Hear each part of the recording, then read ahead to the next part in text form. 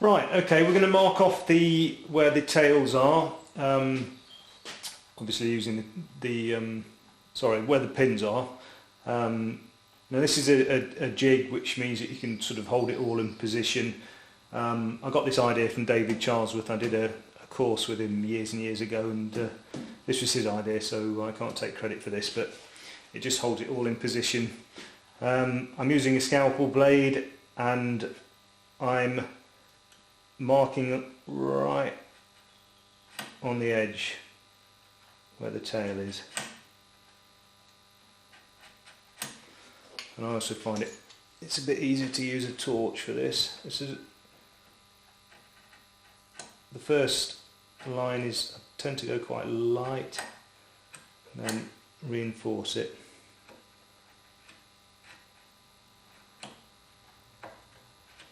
This is sort of a fairly critical part of the operation. If you make a mess of this, then it's not going to work.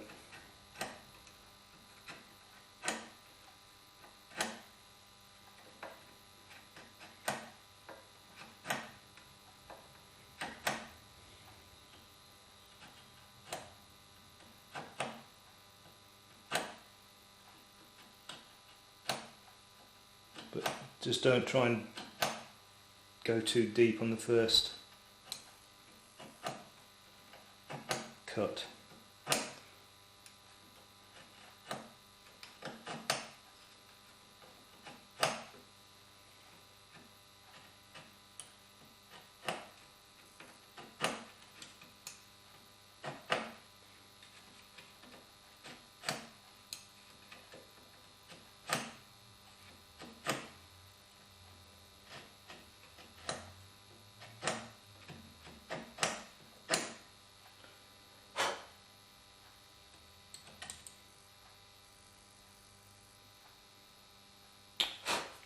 Okay.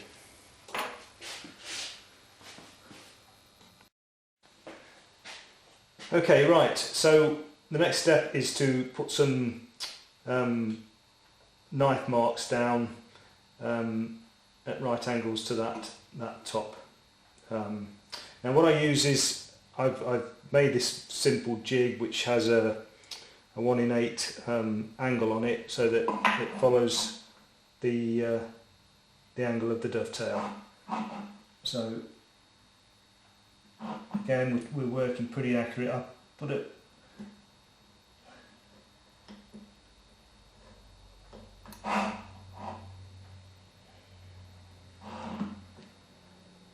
if you put your scalpel in there, make a hole first, then it'll tend to stop at that point.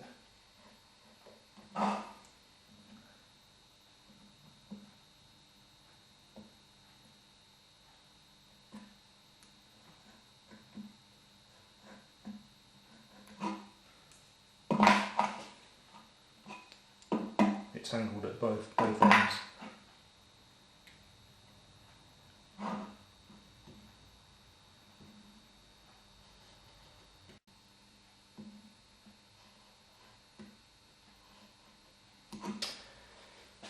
Okay, right, I'll use a pen and just mark off this one.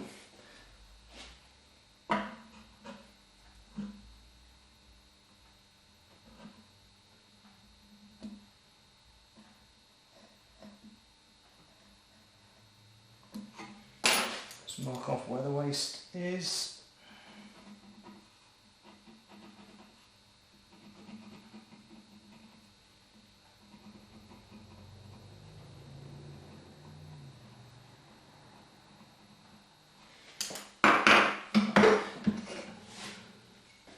Okay, so I've done the same on the inside with the scalpel. So all the I know where the waist is now. Right, the next stage is to put some sork cuts down. Now I normally would, if I was doing a lot of these, I'd do this part on the bandsaw, but as it's just this one it's not really worth setting up on the bandsaw, so I shall do it with the dovetail saw, which isn't particularly sharp. So what I'm doing is getting as close to the line as possible. I'm not actually hitting the line. I shall use a chisel to pair up to the line. Now some people would say that you should hit the line. Again, you know, that's fine, but if you make one mistake, then the whole lot's knackered, basically. So this is how I do it.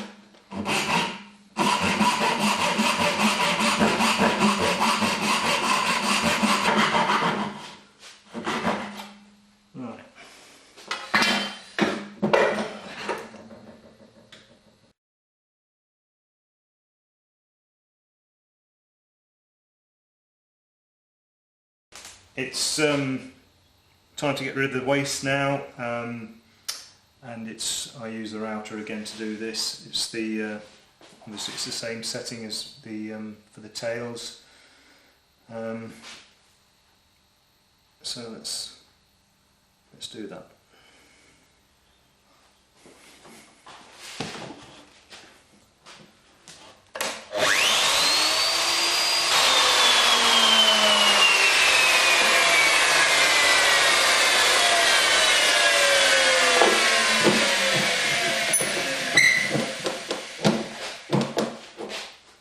Okay, and again I'll go in again deeper with the knocking gauge.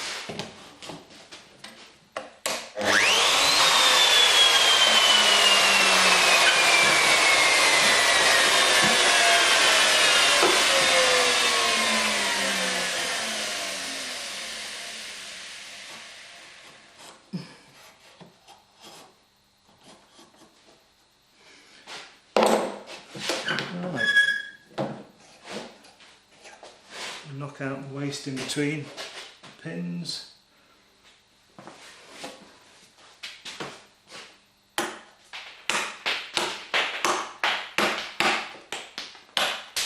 Okay.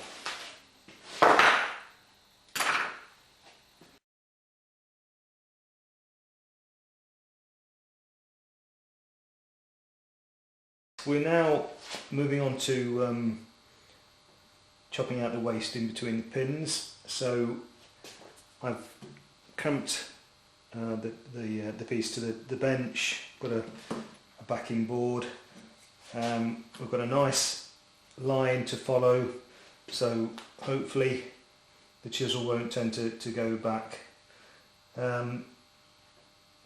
Usual stuff, you need to use the widest chisel that you can sort of fit in the gap, and chop away.